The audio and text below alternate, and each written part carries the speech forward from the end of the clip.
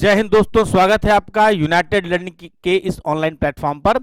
तो आज हम आए हैं अपनी नेक्स्ट क्लास लेकर, जिसमें हम डिस्कस करेंगे कार्बन एंड इट्स एलोट्रॉप्स। उसके बारे में हम डिस्कस करेंगे। और ये हमारा जो टॉपिक है ये है केमिस्ट्री इन डे लाइफ। जो टॉपिक चल रहा है इसकी लगभग 2 क्लासेस हमारी हो चुकी हैं और नेक्स्ट क्लास का ये हमारा हम लेके आए हैं, तो उसको हम डिस्कस करेंगे। ठीक है, तो टॉपिक वाइज अभी हमें काफ़ी टॉपिक पढ़ने इसमें, इसके बाद भी कम से कम 3 से 4 टॉपिक हमें और पढ़ने हैं।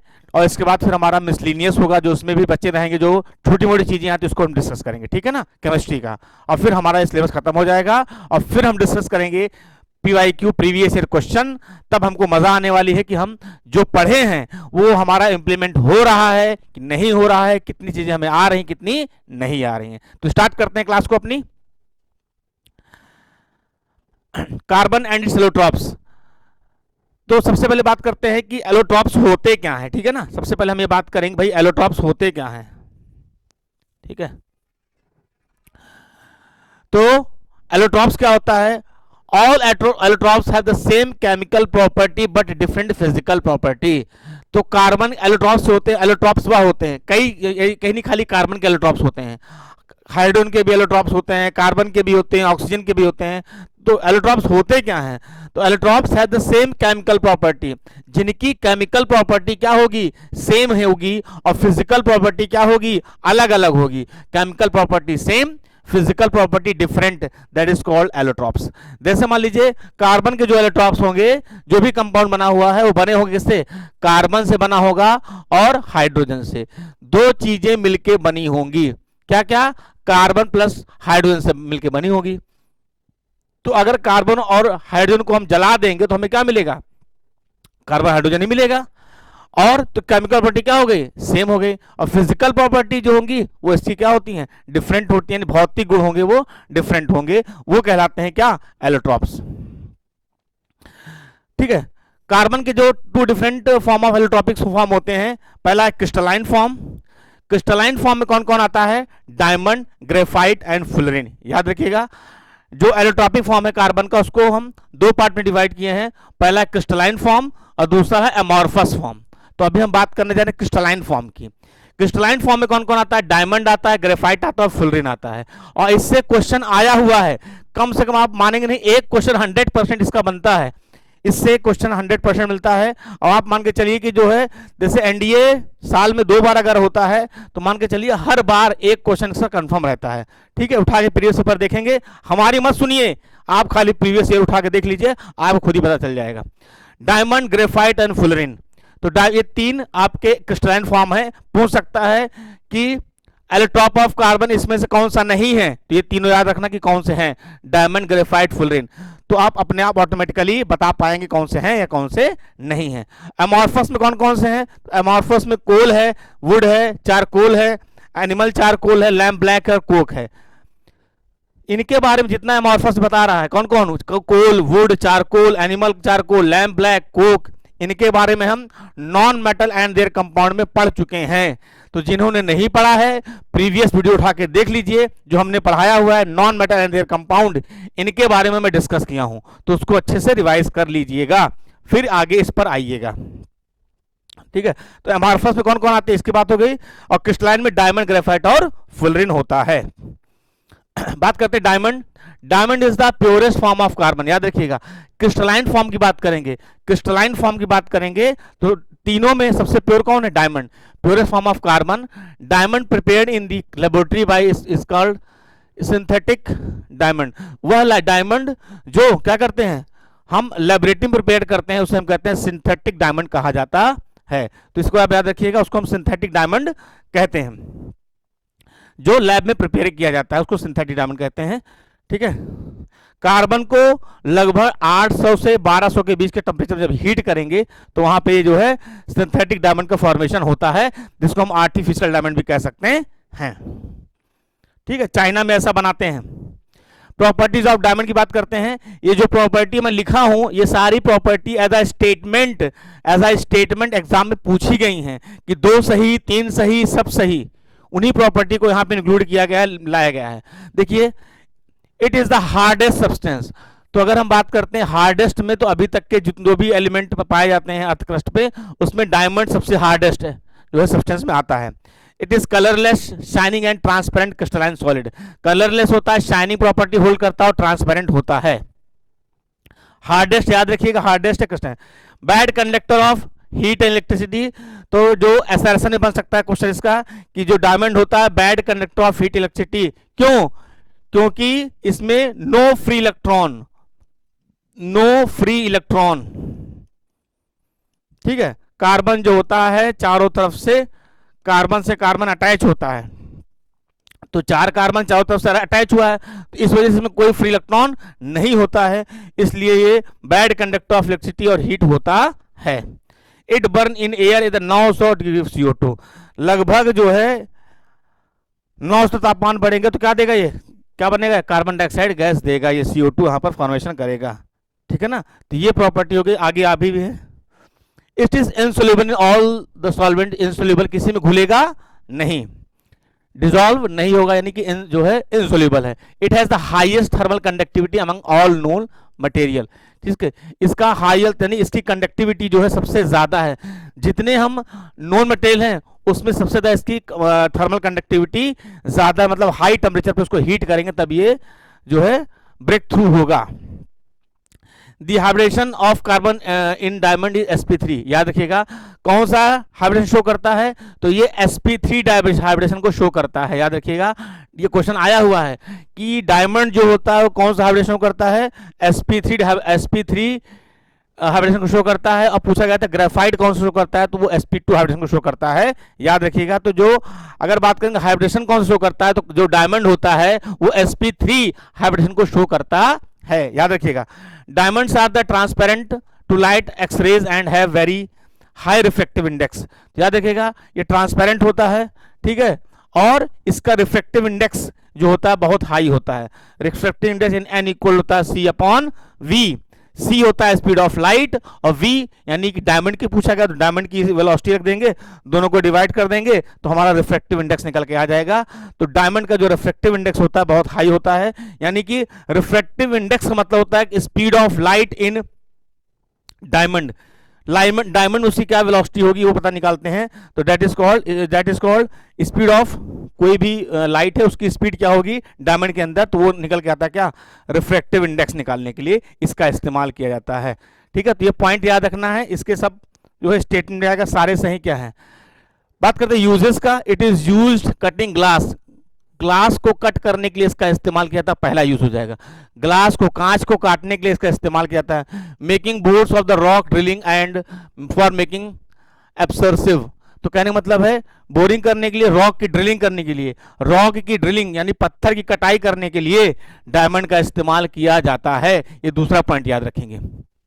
यूज्ड इन मेकिंग ज्वेलरी, बहुत महंगा स्टोन है, प्रीसियस स्टोन होता है, इसलिए इसका इस्तेमाल ज्वेलरी बनाने के लिए भी किया जाता है।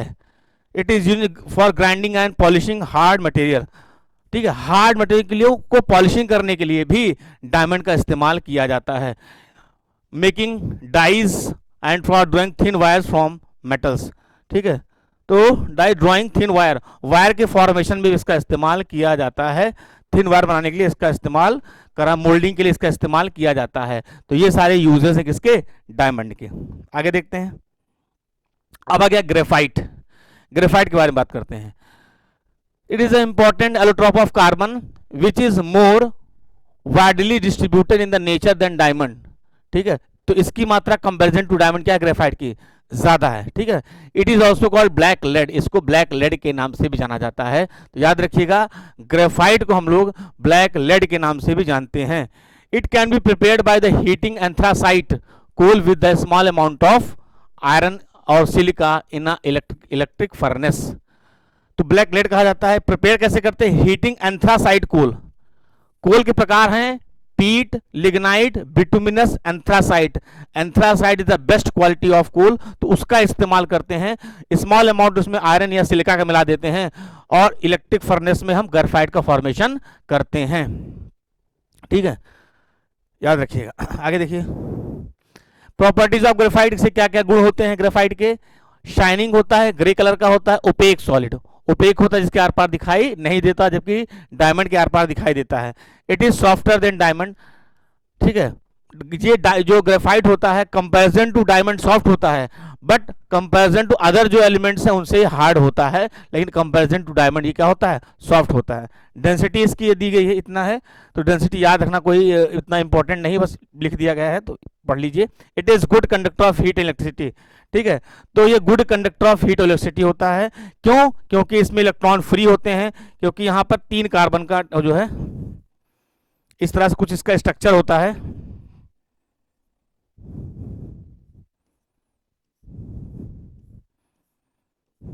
ये तो पेंसिल को छील दीजिए तो जो स्ट्रक्चर बनेगा, पेंसिल को दोनों तरफ से छील दिया जाए तो इस तरह का स्ट्रक्चर इसका बनता है, और ऐसे एक के ऊपर एक ऐसे बनता चला जाएगा। ये तो इसका स्ट्रक्चर कुछ है, इसलिए स्लिपरी, एक के ऊपर एक आ रहा है, इसलिए स्लिपरी नेचर का होता है। कौन? ग्रेफाइट जो होता है स्लिपरी नेचर का होता है, याद रखिएगा, ठीक। तो इसका ये गुड कंडक्टर क्यों? क्योंकि इसमें देखिए 3 carbon, 1 carbon 2 carbon 3 carbon, 1 carbon 2 carbon 3 carbon, यानी 1 कार्बन फ्री है। तो 1 कार्बन फ्री होने से कंडक्टिविटी करता है, जबकि डायमंड जो होता है उसमें कोई कार्बन फ्री नहीं होता है, इसलिए वो कंडक्टिविटी नहीं करता है। कंडक्टिविटी का मतलब उसमें इलेक्ट्रिसिटी पास नहीं होती है। आगे देखते हैं। It burn in the air to give CO2, तो इतना तापमान होगा तो ये एयर में बर्न हो जाएगा, कौन सी गैस देगा? CO2 गैस देगा, ठीक है। और जो उसका था डायमंड का लगभग 900 के आसपास टेम्परेचर उसका था। Carbon atom utilize its 3 valence electron in the bonding with 3 other carbon atom leaving behind 1 free electron, बता दिया, अभी बता चुका हूं उसको। और sp2 हाइड्रोजन शो करता है, तो ये जो है कंडक्टिविटी करता है, तो 1 इलेक्ट्रॉन इसमें फ्री होता है जो कंडक्टिविटी करता है। और ये याद रखना, ये कौन सा हाइब्रिडेशन शो करता है? तो ये sp2 हाइब्रिडेशन शो करता है, और जो डायमंड होता है वो sp3 हाइब्रिडेशन शो करता है, भूलिएगा नहीं। 2 dimension layer structure having regular hexagonal structure, अभी बना के दिखाया था स्ट्रक्चर, इस तरह से कुछ इसका 2 डायमेंशनल स्ट्रक्चर होता है, जबकि डायमंड का 3D स्ट्रक्चर होता है, इसका 2D स्ट्रक्चर होगा, डायमंड का 3D स्ट्रक्चर होगा, याद रखिएगा, ठीक है। It is insoluble ordinary solvent like water, alcohol and ether, तो ऑर्डिनरी सॉल्वेंट इनसोल्युबल होता है, घुलता नहीं है, same as it is diamond भी जो है वो जनरली डिसॉल्व नहीं होता है, इनसोल्युबल रहता है, घुलता नहीं है, दोनों की प्रॉपर्टी सेम इस मामले में। इस्तेमाल making electrode, it is used making electrode, electrolytic process जो होता है, इलेक्ट्रोलिटिक प्रोसेस जो होता है, उस इलेक्ट्रोलिटिक प्रोसेस में इलेक्ट्रोलिसिस करते हैं ना, पढ़ा होगा 9th में 10th में 7th में, सीबीएसई बोर्ड आईसीएसई बोर्ड में है इलेक्ट्रोलिटिक प्रोसेस, तो उसमें एनोड और कैथोड बनता है। तो एनोड और कैथोड बनाने के लिए जो इलेक्ट्रोड होता है जिसको हम बोलते हैं एनोड और कैथोड, तो एनोड और कैथोड बनाने के लिए ग्रेफाइट का इस्तेमाल करते हैं, एनोड और कैथोड बनाने के लिए ग्रेफाइट का इस्तेमाल किया जाता है। लुब्रिकेंट फॉर हैवी मशीन्स, ठीक है, लुब्रिकेंट बहुत इंपॉर्टेंट है, इसे कहते हैं ड्राई लुब्रिकेंट, ड्राई लुब्रिकेंट कहा जाता है। लुब्रिकेंट का मतलब होता है जैसे बड़ी बड़ी मशीनें जो होती हैं, बड़ी बड़ी फैक्ट्रीज में, इंडस्ट्रीज में बड़ी बड़ी मशीनें लग रही रहती हैं जो मूव करती हैं, गोल गोल घूमती हैं, तो उसमें क्या होता है, जब वो चलती है तो चर चर की आवाज होती है, उसको कम करने के लिए उसका जो पाउडर फॉर्म होता है ड्राई लुब्रिकेंट इस्तेमाल करते हैं ताकि वो आवाजें ना हो, कम करने के लिए, ठीक है। Clay its use for making lead pencil, याद रखिएगा, ठीक है। लेड की पेंसिल में इसका इस्तेमाल किया जाता है। क्वेश्चन आया हुआ था कि लेड पेंसिल में लेड की मात्रा कितनी होती थी, याद रखिएगा 0% पूछा गया था, क्वेश्चन आया हुआ है कि लेड पेंसिल में लेड की मात्रा कितनी होगी, आंसर होगा 0% होगी। लेड पेंसिल किससे बनी होती है? ग्रेफाइट से बनी होती है, याद रखिएगा। जिसके अंदर जो आप ग्रे कलर का या ब्लैक कलर का जो होता है नोक जिसे कहते हैं, जिससे आप लिखते हैं, जिससे वो मार्किंग होती है, वो ग्रेफाइट की बनी होती है। It is use a moderator for the fast moving electrons in the atomic reactor, तो ये जो है ग्रेफाइट का इस्तेमाल मॉडरेटर के रूप में, मंदक के रूप में किया जाता है, जो न्यूट्रॉन को क्या करता है, उसको एब्सॉर्ब करने का काम करता है। तो इसका जो है आपके न्यूक्लियर रिएक्टर में, एटॉमिक रिएक्टर में मॉडरेटर के रूप में भी ग्रेफाइट का इस्तेमाल किया जाता है। तो 2D स्ट्रक्चर हो गया, बिल्कुल याद रखेंगे। उसके बाद sp2 हाइड्रोजन शो करता है, ठीक है। कंडक्टिविटी करता है, गुड कंडक्टर होता है, जनरली सब्सटेंस में इनसोल्यूबल होता है, ये सारे पॉइंट आपको याद रखना है। मॉडरेटर के रूप में इस्तेमाल करते हैं, लेड पेंसिल में ग्रेफाइट का इस्तेमाल करते हैं, ठीक है। लुब्रिकेंट के रूप में इस्तेमाल करते हैं और इलेक्ट्रोड के रूप में इस्तेमाल किया जाता है। लास्ट पॉइंट हमारा फुलरिन। फुलिन की बात करते हैं तो फुलिन के बारे में जो है जितना मैं बता रहा हूँ बस उतनी बातें याद रखनी है, उसमें एक्स्ट्रा आपको कुछ नहीं पढ़ना है, और जो पॉइंट्स पूछे गए वही आपको देखो। फुलिन आर द बकी बॉल्स वर डिस्कवर्ड इन 1918, तो ये आपको बस खा लिया था फुलरिन, इसको हम बकी बॉल के नाम से भी जानते हैं, आपको याद रखना है। डिस्कवर क्या हो, कोई डेट को याद है, कोई जरूरत नहीं है। बक मिस्टर फुलरिन इसका पूरा नाम है, बक मिस्टर फुलरिन के नाम से जाना जाता है। जर्नली जो होता है 60 कार्बन से बना होता है, 60 का, जर्नली की बात कर रहे हैं, ठीक है, बढ़ सकता है, 60 कार्बन से बना होता है ये। सॉसर बॉल यानी फुटबॉल, फुटबॉल की तरह स्ट्रक्चर इसका, तो इसका फुटबॉल स्ट्रक्चर आप कह सकते हैं कि इसका स्ट्रक्चर फुटबॉल की तरह है, या फिर कह सकते हैं cage like structure, cage like structure, ठीक है। तो फुटबॉल स्ट्रक्चर आ जाए तो या केज लाइक स्ट्रक्चर, बिल्कुल ये स्टेटमेंट सही है, आप टिक करेंगे। विद 20 पेंटागोन्स एंड 20 हेक्सागोन रिंग्स होती हैं, 20 पेंटागोन और 20 हेक्सागोन रिंग्स होंगी कार्बन एटम की। वाइल 70 कार्बन रग्बी बॉल, जो 70 कार्बन का बना होगा वो रग्बी बॉल का होगा, और जो 60 कार्बन बना होगा वो सॉसर बॉल की तरह होगा, ठीक है। In the fullerene each carbon is sp2 याद रखना, इसमें ईच कार्बन जो है कौन सा हाइड्रोजन शो करेगा, sp2 हाइड्रोजन शो को शो करता है। तो सॉसर बॉल की तरह स्ट्रक्चर होता है, केज लाइक स्ट्रक्चर होता है, ठीक है ना। These are the only pure form of carbon, ठीक है, ये प्योर फॉर्म ऑफ कार्बन के इसका फॉर्मेशन किया जाता है। These are soluble organic solvent and form coloured solution. तो मैंने बताया डायमंड जर्नली सॉल्यूशन में इनसॉल्यूबल है, ग्रेफाइट जर्नली सॉल्यूशन में इनसॉल्यूबल है, लेकिन जो आपका फुलरिन होता है वो ऑर्गेनिक सॉल्वेंट जो भी होते हैं, अल्कोहल, फिनॉल, ईथर जो भी है, उसमें क्या हो जाता है, ये डिसॉल्व हो जाता है, घुल जाता है, यानी सॉल्यूबल है। ये आपको इसमें याद रखना है, ठीक है ना। तो डायमंड, ग्रेफाइट और फुलरिन से रिलेटेड आपको ये बातें याद रखनी है। इससे रिलेटेड अगर आपको क्वेश्चन आता है एग्जाम में तो आपको कर लेंगे। देखिए उसके बाद ये फॉर्मूला है, मैंने लिखा है, बहुत इंपॉर्टेंट है, बहुत ज्यादा ही इंपॉर्टेंट है, कई बार पूछा गया है, ठीक है। देखिए कोल गैस पूछा गया है, ये मैचिंग में भी आया है, एनडीए में भी आया है, सीडीएस में भी आया है, और एयरमैन एक्स और वाई ग्रुप में भी ये क्वेश्चन आया हुआ है, बहुत इंपॉर्टेंट है, इसको ध्यान दीजिएगा। What is the formula of coal gas, तो मैचिंग में भी आया हुआ है क्वेश्चन, और इस तरह के आपका दिया है तो आपको आंसर टिक करना है। तो what is the formula of coal gas, तो होगा that is a mixture of CO, देखो इसमें जो है वहां पे ऑप्शन था CO प्लस H2, ये ऑप्शन था, मीथेन नहीं था वहां पे ऑप्शन, मीथेन नहीं था, लेकिन मीथेन में इंक्लूड कर सकते हैं। तो CO plus H2 that is called coal gas, CO plus H2, अच्छा वाटर गैस का, ठीक है। तो उसमें मीथेन अगर ऐड कर देंगे, याद रखिएगा, अगर आप उसमें मीथेन ऐड कर देते हैं तो वो बन जाएगा आपका कोल गैस का फॉर्मूला, ठीक है। तो मीथेन अगर ऐड कर दोगे तो बन जाएगा कोल गैस का, वाटर गैस का CO प्लस H2 यानी कार्बन मोनोऑक्साइड का H2, carbon monoxide, carbon monoxide का हाइड्रोजन, तो CO प्लस H2 ये आपका हो जाएगा वाटर गैस का, हाँ वाटर गैस का CO प्लस H2 होगा। Producer gas CO plus N2, carbon monoxide का CO प्लस N2, तो ये तीनों फार्मूला याद रखना, producer gas CO plus N2, water gas CO plus H2, और अगर पूछेगा कोल गैस तो CO plus H2 plus methane CH4 का जो मिक्सचर होगा, इसका सीधे सीधे आपको मिलेगा, और बहुत इंपॉर्टेंट है, ठीक है। प्रोड्यूसर गैस, ये तीनों का इस्तेमाल हम जो है एज अ फ्यूल के रूप में किया जाता है, ईंधन के रूप में किया जाता है, एज अ फ्यूल के रूप में, ठीक है, फ्यूल के रूप में इन तीनों का इस्तेमाल करते हैं, ईंधन के रूप में हम, ठीक है। ये आपका जो फाइटर प्लेन वगैरह होते हैं उनका जो ईंधन होता है, या जो सबमरीन होती हैं उनका जो ईंधन होता है, जो फ्यूल होता है, उसमें इसका इस्तेमाल किया जाता है। तो ईंधन के रूप में इसका इस्तेमाल किया जाता है, ऑक्सीडाइजर के रूप में भी इसका इस्तेमाल किया जाता है, याद रखें, एज ऑक्सीडाइजिंग या रिड्यूसिंग एजेंट के रूप में भी इसका इस्तेमाल किया जाता है। तो याद रखिएगा कि क्या इसके इस्तेमाल है प्लस इनका फॉर्मूला, ठीक। तो अभी जो है कार्बन एलोट्रॉप्स में आपको इतना ही पढ़ना है, ठीक है। मिलते हैं नेक्स्ट वीडियो में, अच्छे से पढ़िए ताकि जब हम पेपर करें तो हमको बहुत समझ में आए, हम कंफर्टेबल जोन में हो। तब तक के लिए जय हिंद क्लास।